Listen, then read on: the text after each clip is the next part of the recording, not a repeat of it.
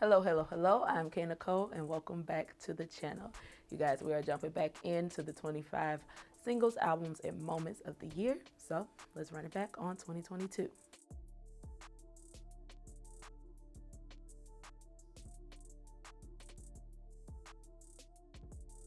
Now, there were a few special comebacks, to say the least, this year. And they had us asking a lot of questions.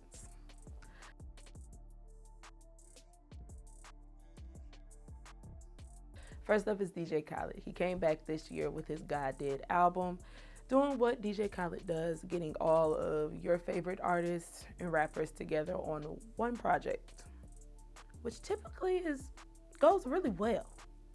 Now, God Did was cool, but to me, I feel like it was missing like that big song. Like it had certain moments. Obviously, the track with Jay-Z and Lil Wayne on it was great to hear both of them spitting. Jay going for a very, very long time. But I just feel like this project was missing the quintessential DJ Khaled rollout. Like, we got his God Did tagline a lot, but I just feel like the marketing, the promotion around it kind of fell flat. And like the singles, honestly, if you look back, they were being sprinkled out for a minute. But I can't tell you, well, I could tell you, but I can't tell you which one was the big single from this project. And honestly, don't get mad at me, but I don't think I've liked a full body of work from DJ Khaled since Grateful.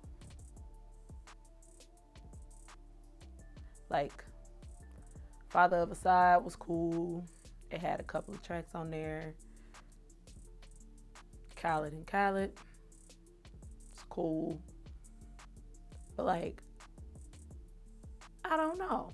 I don't want to say DJ Khaled is getting old or out of touch because he had artists like Nardo Wick on this project, which is a newcomer, and getting him on an album with DJ Khaled and all of these greats. Cool, he tapped in. But I just feel like it just didn't hit. And I don't know why. Like, listening to the album back, it's good songs, but it just didn't hold my attention the way I would like a DJ Khaled album to. Yeah. Yeah, just about every song on this project got a music video. Just about. He did like a daily rollout of music videos, but it still didn't like turn over into like a connection to the project. Now the City Girls and Lotto song, that's my ish. Yeah, but I just feel like the album should have had bigger moments to promote besides the Jay-Z verse and the Lil Wayne verse, which happened to be on the same song.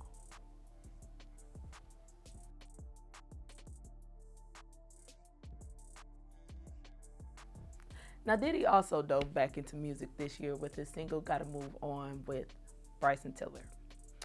And this song was supposed to be about him getting over the drama with Cassie, now being married, and leaving him up to his own devices. Whatever, Diddy do what he want to do when it comes to relationships. But I honestly did not think he was going to come back to music in this way. He did hint at wanting to get back into making the band. Actually, it was in production, but we got hit with the 2020 COVID pandemic, shut all of that down. So it spun Diddy into wanting to make music. Now he's also taken up this whole flag of I'm Brother Love, and he wants to make R&B music again. Yeah, like he did in the 90s with 112, Jodeci, and Mary J. Blige. He even started his own label, Love Records. He likes to be a little provocative on social media. So he took to Instagram to tell us that R&B was dead. And boy, did he get some backlash. Now, I actually like the song Gotta Move On. It was nice to have Bryson Tiller back on the radio. And even the remixes were pretty cool with Carisha Please and Ashanti. But yeah, I like when Diddy makes music. I'm not a hater on Diddy music. Like, Press Play was a good album. And I like when he collaborates with other female artists. He does a good job at it. The man knows what he's doing. But I just hate that he just gotta hate on the current state of R&B. Like, just because it's not your R&B, don't mean R&B is dead.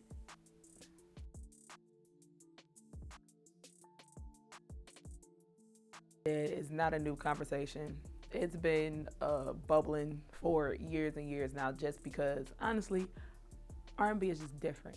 I honestly, think about it, I don't think it's more toxic than it used to be. I don't think it's more explicit than it used to be. It's just different.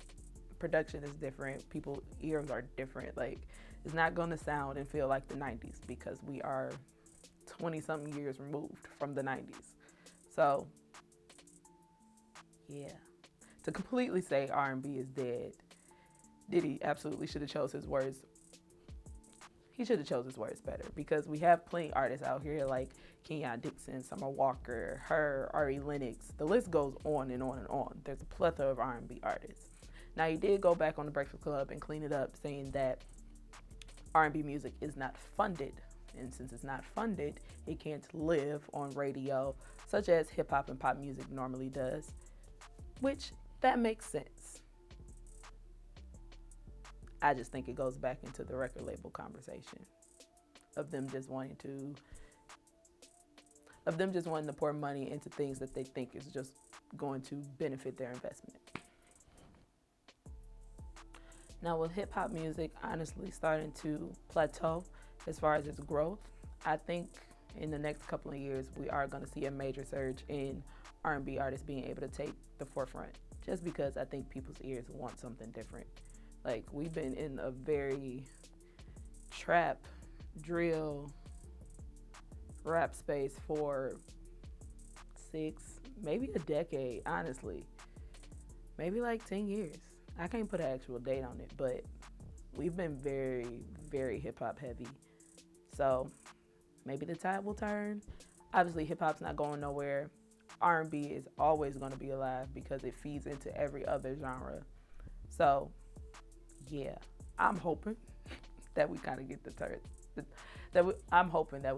tides to shift in the R&B direction personally. So, we should. All right, y'all, that is a wrap on today. Sound off in the comments. Let me know.